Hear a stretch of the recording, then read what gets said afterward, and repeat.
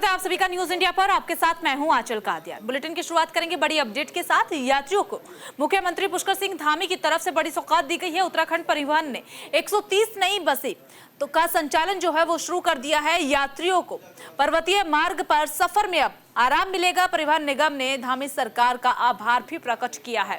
उत्तराखंड परिवहन विभाग ने 130 नई बसों को शामिल कर लिया है। इन बसों से पर्वतीय मार्ग पर सफर के दौरान यात्रियों को काफी ज्यादा समस्याओं से निजात मिलेगी। मुख्यमंत्री पुष्कर सिंह धामी ने देहरादून ISBT आयोजित कार्यक्रम के दौरान इन बसों को हरी झंडी दिखा करके रवाना किया है। BS06 मॉडल की 130 नई बसों को परिवहन निगम को सौंपने पर परिवहन निगम ने धामी सरकार का आभार व्यक्त किया है। इन बसों में आधुनिक इंजन तकनीक का उपयोग भी किया गया है। इसके साथ ही आपको बता दें कि जो न केवल प्रदूषण को कम करेगा बल्कि पहाड़ी इलाकों में भी इन बसों को आसानी से संचालित करने में मदद मिलेगी। परिवहन निगम के बेड़े में 130 नई बसों को शामिल कर राज्य के विकास में एक और महत्वपूर्ण कड़ी जोड़ रहे हैं। लोगों से जुड़ने की एक कड़ी और जुड़ गई है। भाइयों बहनों, ये BS6 मॉडल की जो अत्याधुनिक तकनीकी से युक्त नई बसें हैं, हमारे राज्य के परिवहन तंत्र को, लोगों के आवागमन को सशक्त बनाने की दिशा में एक महत्वपूर्ण कदम साबित होगा।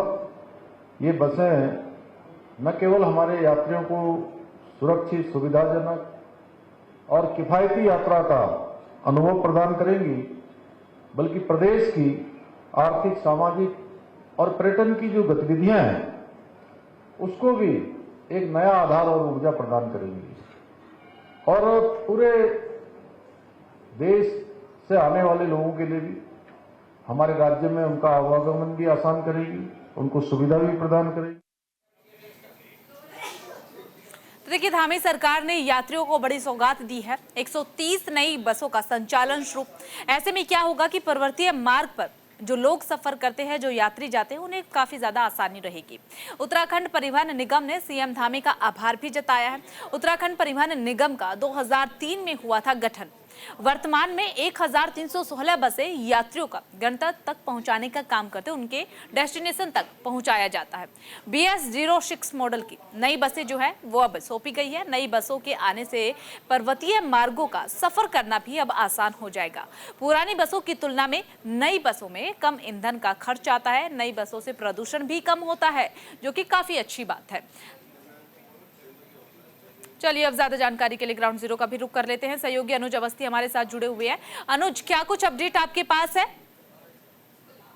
बिल्कुल, मुख्यमंत्री पुष्कर सिंह धामी ने करीब राजधानी देहरादून से करीब 140 बसों का लोकार्पण और शिलान्यास किया, उनको हरी झंडी दी। मुख्यमंत्री पुष्कर सिंह धामी का उद्देश्य है कि पर्वतीय जिलों में जितने भी सफर कर रहे हैं यात्री, वो अच्छी बसों से सफर करें और उनका सफर अच्छा रहे। इसी को लेकर के करीब 140 बसों को हरी झंडी दी मुख्यमंत्री पुष्कर सिंह धामी ने। उनके साथ विधायक विनोद चमोली, विधायक सविता कपूर, साथ जो सूचना प्रसारण मंत्रालय से वो भी उसमें मौजूद थे। तो तमाम जो लोग थे वो उसमें मौजूद थे। तो मुख्यमंत्री का साफ तौर पे ये कहना था पुष्कर सिंह धामी का कि जो लोग हैं इन बसों से जो यात्रा करेंगे उनको सुविधाजनक रहेगी। 140 बसों को करीब करीब हरी झंडी दिखाई है, क्योंकि पर्वतीय मार्ग में जो बसें चल रही थी वो उनकी जो कंडीशन थी वो खराब हो गई थी। तो उसी की तर्ज पे अब 140 नए बसों का संचालन शुरू किया जाएगा, जिससे उत्तराखंड के जितने भी पर्वतीय जिले हैं, चाहे वो चमोली हो, चाहे वो टिहरी हो, चाहे वो उत्तरकाशी, थोड़ा सा कंफ्यूजन है। 140 नई बसें या फिर 130 नई बसें? 140 बसों को जो है हरी झंडी दी गई है और 140 बसों को मुख्यमंत्री पुष्कर सिंह धामी ने हरी झंडी दी है। उनके साथ कुमाऊं गढ़वाल के जो कमिश्नर है विनय शंकर पांडे वो भी मौजूद थे और साथ DG सूचना वंशीधर तिवारी वो भी उसमें मौजूद थे। तो इन तमाम लोगों की उपस्थिति में मुख्यमंत्री ने हरी झंडी दी और हरी झंडी देने के बाद अब ये बसें पर्वतीय मार्गों के लिए खोल दी जाएंगी और जिसपे यात्री जो है अपनी सुविधा के अनुसार इसमें जा सकेंगे। ठीक है अनुज, देखिए, अगर पुरानी बसों से इन्हें कंपेयर किया जाए, नई बसें जो मिली है, तो क्या कुछ खासियत है इन नई बसों में?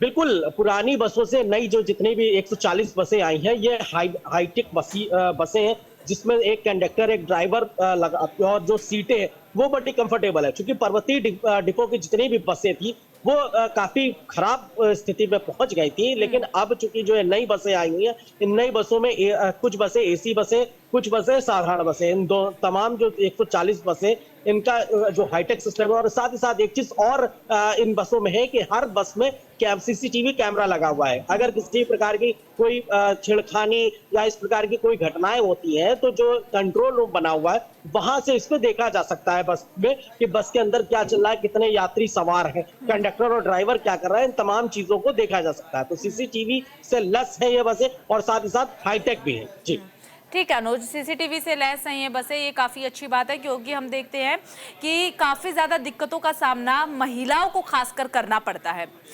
बीते दिनों उत्तराखंड से ये खबर आई थी, जब बस स्टैंड पर एक महिला के साथ दुष्कर्म की वारदात को अंजाम दिया गया था, तो उस तरीके की वारदातों पर भी काफ़ी हद तक रोक लगेगी। क्या ये नई बसें मिलने से वहाँ की आम जनता से आपकी बातचीत हो पाई है, उनमें कितनी खुशी है? बिल्कुल, आम पब्लिक की अगर बात करें तो लगातार जो पहाड़ के लोग, जाने वाले लोग हैं, काफी तादाद में हैं, क्योंकि यहाँ से उत्तरकाशी हो, पिथौरागढ़ हो, चमोली हो, श्रीनगर हो, रुद्रप्रयाग हो, इन तमाम जगहों के जो यात्री हैं, जो डेली बेसिस के जो लोग हैं, वो सफर करते हैं। तो उनका सफर अब आरामदायक होगा, आरामदायक कहा जाएगा। और वो अब जो सफर पहले बस की सीटें जो खराब होती थी, कभी कभी बस में जो है सुविधाएं नहीं होती थी, तो उन तमाम चीजों को जो है अब इस जो नई बसें, हाईटेक बसें आई हैं, इनमें वो सुविधाएं मिल पाएंगी, और तो यात्रियों को अब ज्यादा सुविधाजनक चीजें हो पाएंगी कि वो अपने गंतव्य तक, किसी को घर जाना है या कहीं किसी को गंतव्य तक जाना है, तो वो उसमें जा सकते हैं। जी ठीक है अनुज, एक चीज और आपसे जानना चाहेंगे, जब बसों को हरी झंडी सीएम पुष्कर सिंह धामी की तरफ से दिखाई गई थी, तो क्या इस दौरान सीएम पुष्कर सिंह धामी ने वहां पर जो लोग उपस्थित थे उन्हें संबोधित किया? क्या उत्तराखंड वासियों को संबोधित किया? अगर किया तो क्या कुछ कहा? बिल्कुल, मुख्यमंत्री का ये कहना था कि हम जो यात्री हैं, जो जनता है, वो यात्रा कर रही है, तो उसको किसी भी प्रकार की असुविधा ना हो, इसी वजह से ये 140 बसें हमने को हरी झंडी दी है। ये आपको गंतव्य तक पहुंचाएंगी। साथ ही साथ जो परिवहन निगम के अधिकारी थे, उन्होंने मुख्यमंत्री का धन्यवाद किया कि नई बसें आने से जो पर्वतीय मार्ग है, उनका जो सफर है वो बहुत आसान हो जाएगा। पहले जो बसें होती थी वो 2-2, 3-3, 4 का, कभी बसें खराब भी हो जाती थी रास्ते में, क्योंकि कभी कभी लैंडस्लाइड या अन्य प्रकार की चीजें हो जाती थी सड़कों पे। लेकिन अब जो नई बसें आई हैं, वो पहली चीज तो प्रदूषण मुक्त है, प्रदूषण बहुत कम करती हैं। इसके अलावा अगर बात करें, अंदर की सारी चीजें हाईटेक है, एसी बसें, तो यात्रियों को सीधी ठीक है अनुज, देखिए एक चीज और आपसे जानना चाहेंगे, अभी आप जिक्र कर रहे थे सीसीटीवी से लैस है सभी बसें, तो मैंने भी जिक्र किया कि इस तरीके से ये काफी अच्छी जो पहल है वो धामी सरकार की तरफ से की गई है, क्योंकि काफी हद तक क्राइम पर भी कंट्रोल किया जाएगा। मॉनिटरिंग रूम का भी आपने जिक्र किया, तो क्या ये मॉनिटरिंग रूम क्या पर्टिकुलर उत्तराखंड में, उत्तराखंड की राजधानी देहरादून में है, या फिर जगह जगह पर मॉनिटरिंग रूम बनाए गए हैं? बिल्कुल, ये जो इसका जो मॉनिटरिंग रूम है, जब परिवहन निगम के अधिकारियों से बातचीत करी गई, तो उनका ये कहना था कि एक कंट्रोल रूम, जो बड़ा कंट्रोल रूम है, उसको हमने राजधानी देहरादून में परिवहन निगम के दफ्तर के पास, कार्यालय के पास बनाया हुआ है। और जगह जगह जो हमारे डिपो हैं, चाहे वो हरिद्वार डिपो हो, चाहे वो श्रीनगर डिपो हो, चाहे वो रुद्रप्रयाग डिपो, उन जो 13 के 13 जिले जो हैं, उन जगहों पे जो डिपो बनाया गया, वहां पर भी एक रूम बनाया गया, स्ट्रॉन्ग रूम बनाया गया, जहां पे ये सीसीटीवी कैमरे की निगरानी करी जा रही है। मान लीजिए कि कोई बस पहाड़ पे जाती है और वहां पे किसी प्रकार की कोई घटना या छिड़काने की तरीके की घटनाएं होती है, तो तत्काल रूप से जो वहां के पास की जो डिपो है, वहां की जो अधिकारी हैं, वो उसमें तत्काल रूप से एक्शन ले सके। इसीलिए इन जो बसों के उसमें जो यानी कि हर एक जगह पर डिपो के आसपास मॉनिटरिंग रूम बनाए गए हैं। ठीक है अनुज, आप हमारे साथ बने रहिएगा, आगे भी आपसे जानकारी लेंगे। तो उधर हरियाणा के मुख्यमंत्री नायब सिंह सैनी हरिद्वार पहुंचे हैं। यहां पर उन्होंने बहादुराबाद स्थित पतंजलि विश्वविद्यालय के ऑडिटोरियम में आयोजित कार्यक्रम में शामिल हुए हैं, जहां स्वामी रामदेव ने मुख्यमंत्री सैनी का भव्य स्वागत किया। इस मौके पर मुख्यमंत्री सैनी ने आचार्य कुलम के विद्यार्थियों और साथ ही साथ गुरुजनों के साथ खास बातचीत भी की है। वहीं अपने संबोधन में उन्होंने कहा कि हरियाणा और उत्तराखंड के सांस्कृतिक संबंधों पर विशेष जोर दिया जाए और युवाओं को शिक्षा, संस्कारों के प्रति जागरूक रहने की प्रेरणा दे। उत्तराखंड में उपचुनाव को लेकर के बड़ी खबर मिल रही है। केदारनाथ उपचुनाव के लिए कांग्रेस ने बड़ा ऐलान कर दिया है। उम्मीदवार के नाम का ऐलान किया गया है। कांग्रेस हाईकमान ने मनोज रावत के नाम पर अंतिम मोहर लगा दी है।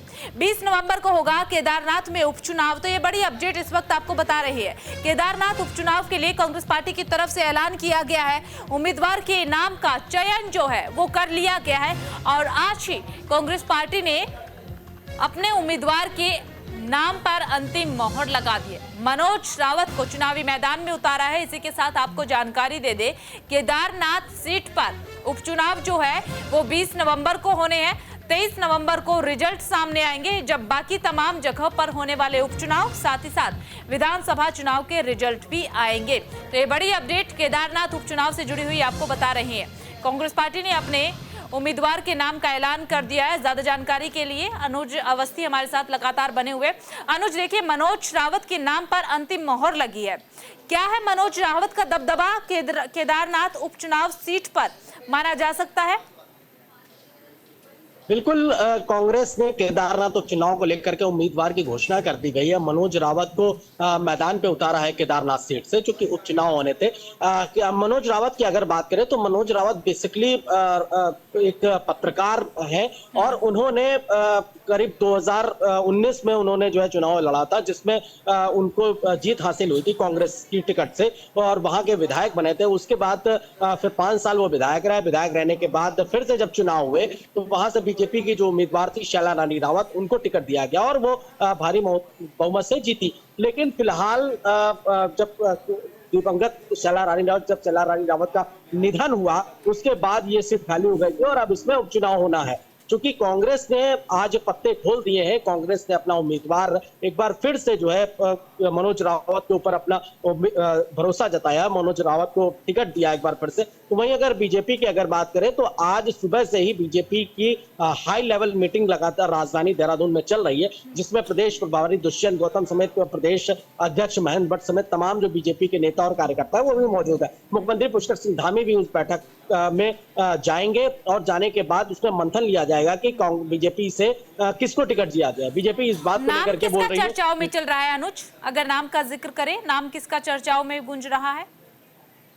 बिल्कुल, अगर बीजेपी की अगर बात करें तो बीजेपी से शैला रानी रावत की बेटी का नाम चर्चाओं पे है कि उनकी बेटी को इस बार टिकट दिया जाएगा, क्योंकि उनकी जो मदर है वो उनकी मृत्यु हो गई थी, उसके बाद उनकी बेटी को टिकट दिया जाएगा। और एक जो दूसरा नाम चल रहा है वो आशा नौटियाल का नाम चल रहा है, तो वो भी बीजेपी की खाटी कार्यकर्ता रही है, नेता भी रही है, साथ ही साथ महिला प्रदेश उपाध्यक्ष अध्यक्ष भी रही है। तो इन तमाम चीजों को ध्यान में रखते हुए इन दो नामों की तत्परता काफी आगे चल रही है। लेकिन फिलहाल कांग्रेस ने अपना उम्मीदवार घोषित कर दिया है। हालांकि निर्दलीय उम्मीदवार भी कई अपना नामांकन कर रहे हैं, अपना नामांकन घोषित कर रहे हैं, लेकिन फिलहाल कांग्रेस ने एक बार फिर से जो है मनोज रावत के ऊपर भरोसा जताया। ठीक है अनुज, देखिए, मनोज रावत पर कांग्रेस पार्टी ने भरोसा जता दिया है, लेकिन सरकार जो है इन दिनों बीजेपी की है और हाल ही में बीजेपी की तरफ से तमाम योजनाओं का जो उद्घाटन है, शिलान्यास है, वो केदारनाथ को लेकर के किया गया है। तो क्या उन योजनाओं का असर भी इस उपचुनाव पर देखने को मिलेगा और बीजेपी को फायदा पहुंचेगा?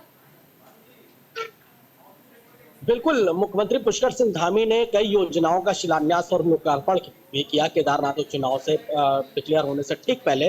कई योजनाओं की जो है सौगात भी दी केदारनाथ के लोगों को, लेकिन इसका लाभ जरूर बीजेपी को मिलेगा। लेकिन जब न्यूज इंडिया वहां पे गया और लोकल लोगों से जब उन्होंने बातचीत करी तो उनका ये साफ तौर पे कहना है, जो केदारनाथ की जनता है उनका ये साफ तौर पे कहना है कि हम उसी को अब वोट देंगे जो यहाँ पे विकास कराएगा, चाहे वो कांग्रेस हो, चाहे बीजेपी हो, चाहे निर्दलीय उम्मीदवार हो। क्योंकि अब वहां की जनता इस चीज के ऊपर सबसे ज्यादा जोर दे रही है कि जो डेवलपमेंट कराएगा, यहाँ की सड़कों को बनवाएगा, यहाँ के नदी नालों को बनवाएगा, यहाँ पे जो है पानी की व्यवस्थाएं कराएगा, और जो छोटी छोटी जो घरेलू जो समस्याएं हैं उनका निदान कराएगा, तो उसी के अनुरूप हम उसको वोट देंगे, चाहे वो कांग्रेस हो चाहे बीजेपी हो। तो जोरदार दोनों तरफ से, बीजेपी से भी कांग्रेस के भी हालांकि एक चीज और है, चूंकि उपचुनाव जब हुए थे तो मंगलौर सीट हो और बद्रीनाथ सीट हो, उन दोनों सीटों पे कांग्रेस ने विजय हासिल करी थी, बीजेपी को विजय हासिल नहीं हुई थी। तो अब जो केदारनाथ उपचुनाव है इसमें बीजेपी को अब अपना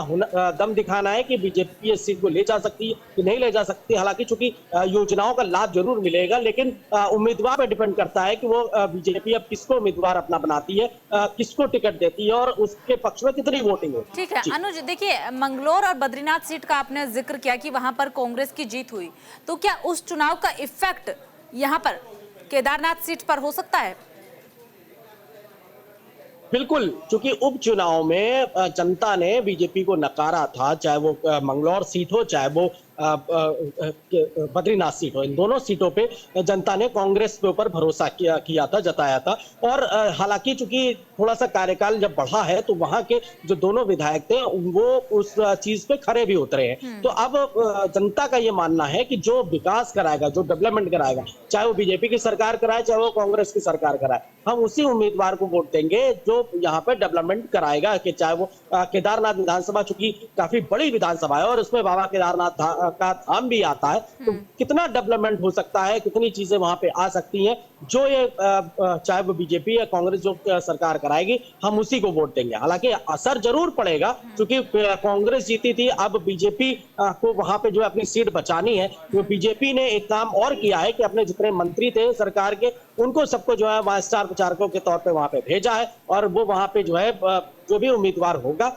उसके लिए वोट मांगने का प्रयास करेंगे। साथ ही साथ वहां पे चौपाल भी लाएंगे आगे। तो ये बीजेपी की रणनीति है। और कांग्रेस की रणनीति ये है कि कांग्रेस ने अपने पर्यवेक्षक उतार दिए हैं वहां पे, जो है चाहे वो प्रदेश अध्यक्ष करण मेहरा हो, साथ ही साथ गणेश कोटियाल हो, पूर्व प्रदेश अध्यक्ष गणेश कोटियाल हो, प्रीतम सिंह हो, हरदा हो, इन तमाम लोगों को वहां भेजा गया है कि वहां पे जो है जाकर के आप कांग्रेस के पक्ष में वोटिंग के लिए। चलिए ठीक है, आज बहुत बहुत शुक्रिया आपका तमाम जानकारी साझा करने के लिए। खबरों में अब आगे बढ़ जाते हैं। देहरादून में संगठन पर्व को लेकर के एक कार्यक्रम का आयोजन हुआ है। संगठन पर्व चुनाव को लेकर के हुआ है प्रशिक्षण। चुनावी प्रभारी खजान दास के नेतृत्व में हुआ है कार्यक्रम में सीएम धामी भी शामिल हुए हैं। तो ये बड़ी अपडेट इस वक्त आपको बता रहे हैं। प्रशिक्षण के बाद संगठन पर्व चुनाव की शुरुआत जो है वो की गई है। बूथ अध्यक्ष बनाने में की होगी चुनाव की शुरुआत। ये कहा गया कि बूथ अध्यक्ष बनाने से ही चुनाव की शुरुआत जो है वो की जाएगी। तो बड़ी अपडेट इस वक्त आपको हम बता रहे हैं।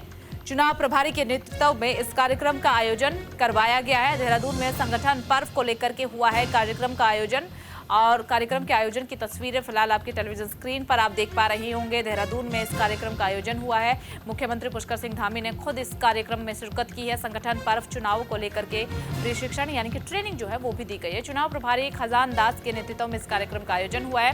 कार्यक्रम में सीएम पुष्कर सिंह धामी भी शामिल होने के लिए पहुंचे हैं। तस्वीरों में साफ तौर पर देखे जा सकते हैं। ट्रेनिंग के बाद संगठन पर्व चुनाव की शुरुआत जो है वो की जाएगी। बूथ अध्यक्ष बनाने से होगी चुनाव की शुरुआत।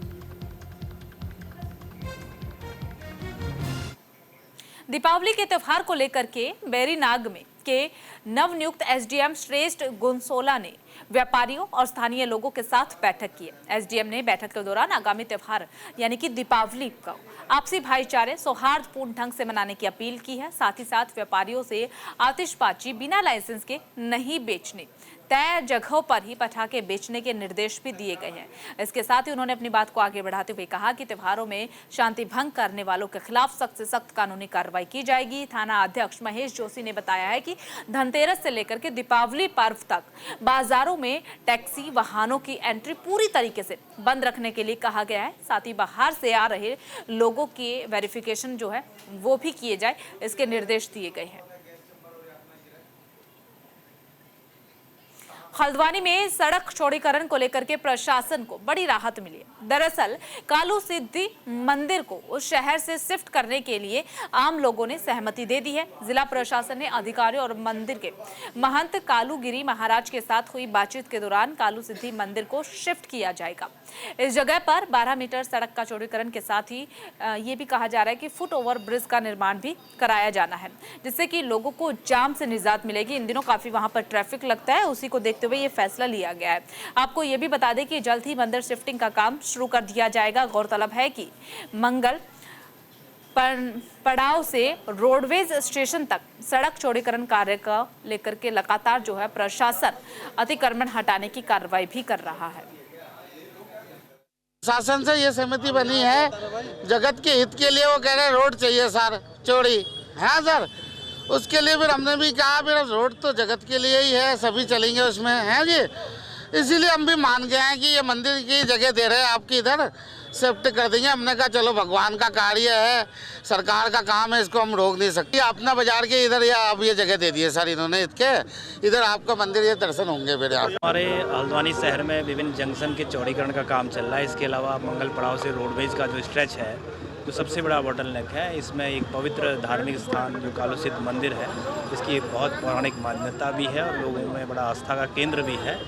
तो जिला प्रशासन विगत कई समय से मंदिर समिति के लोगों के संपर्क में था और उनसे वार्ता हुई है। बाबा जी आए हैं बरेली से और बहुत सौहार्दपूर्ण माहौल में उन्होंने अपनी सहमति दी है कि इसको आस्था को देखते हुए, यहाँ के श्रद्धालुओं की इसमें आस्था को देखते हुए और पौराणिक महत्व को देखते हुए इसको यहाँ पर बगल में ही जो हम लोग ज़मीन उपलब्ध करा रहे हैं यहाँ पर रिलोकेट किया जाएगा और ये से माननीय न्यायालय के आदेशों की भी पालना होगी और जो हमारी धार्मिक जी आज मंदिर समिति के साथ सिटी मजिस्ट्रेट साहब और एसडीएम साहब के साथ संयुक्त रूप से बैठक हो गई है, उस पर एक आम सहमति बन गई है। हम लोग अब यहाँ पर मंदिर को जो हमारा करीब यहाँ से 12 मीटर है, फिर हमने यहाँ पर एक फुट ओवर ब्रिज को भी प्रपोज किया हुआ है, उसके हिसाब से एक मार्किंग करते हुए अब इस काम को आगे बढ़ाया जाएगा। जो शहर के चौड़ीकरण के लिए ये एक बहुत महत्वपूर्ण पार्ट था यहाँ पर और इस पर शुक्र है कि सभी लोगों ने आम सहमति बना ली है। यह हर्ष का विषय है कि चौड़ीकरण में सभी लोग साथ दे रहे हैं, हम सभी का। उधर रुड़की के ठसका गांव में डेंगू का कहर देखने को मिला है। 35 पहुंची डेंगू के मरीजों की संख्या। लोगों में स्वास्थ्य विभाग पर लगाए हैं आरोप। स्वास्थ्य विभाग पर बाहर से दवा लिखने का आरोप लगाया गया है। मंगलौर विधायक ने राज्य सरकार को पत्र भी लिखा है। मरीजों की सहायता के लिए अपील की गई है। तो हरिद्वार में नारसन ब्लॉक के ठसका गांव में पिछले एक हफ्ते से डेंगू अपना कहर बरपा रहा है। सरकारी आंकड़ों के मुताबिक डेंगू पीड़ितों की संख्या 35 पहुंच गई है। हालांकि स्वास्थ्य विभाग गांव में कैंप लगा करके लगातार जांच कर रहा है। बीते दिन भी बुखार से पीड़ित 106 मरीजों के खून के सैंपल लिए गए हैं, जिनमें से 13 मरीजों की डेंगू की पुष्टि हुई है। सभी मरीजों की को इलाज के लिए जांच की जा रही है। सब एक इसी के साथ 172 बुखार से पीड़ित मरीजों को दवा भी दी गई है। वहीं पर गांव में कीटनाशक दवाओं का छिड़काव, फोगिंग कराई जा रही है। मरीजों के परिजनों ने आरोप ये लगाया है कि एक और तो स्वास्थ्य विभाग डेंगू के इलाज की ये पूरी सुविधाओं का दावा कर रहा है, लेकिन रुड़की सिविल अस्पताल में भर्ती कराए गए मरीजों को बाहर से दवा लिखी जा रही है, जिसको लेकर मंगलौर विधायक ने उत्तराखंड सरकार को पत्र लिख करके मरीजों की सहायता के लिए अपील की है। कैंप आज लगाया है। यहाँ डेंगू के मरीज कुछ आए हुए हैं, तो 19 तारीख को लगा था, 22 को और आज 25 को लगाया है। अब 22 तक 161 मरीज देखे गए थे, जिसमें से 35 पॉजिटिव आए थे, जिनमें कुछ काफ़ी रिकवर हो चुके हैं। 8 मरीजों को आज हमने सिविल अस्पताल रुड़की भेजा है तथा क्या कहते हैं कि आज 172 मरीज देखे गए हैं, जिसमें से 106 का सैंपल लिया गया, जिसकी रिपोर्ट कल सुबह तक आएगी। एडमिट करे हैं, उन्हें दवाई का पर्चा थमा दिया, बाहर से दवाई लेकर आओ। कोई उनका इलाज नहीं कर रहा है, कोई इलाज नहीं हो रहा उनका। उन्हें मरने के कगार पे भेज दिया। वहाँ इन्होंने पर्चा दे दिया, बाहर से दवाई लेकर आओ। इससे अच्छा तो अपने घर इलाज करा लेंगे, फिर इनका कैंप का फायदा। राजधानी एक्सप्रेस में सिर्फ इतना ही। बाकी तमाम बड़ी खबरों के लिए बने रहिए न्यूज़ इंडिया के साथ।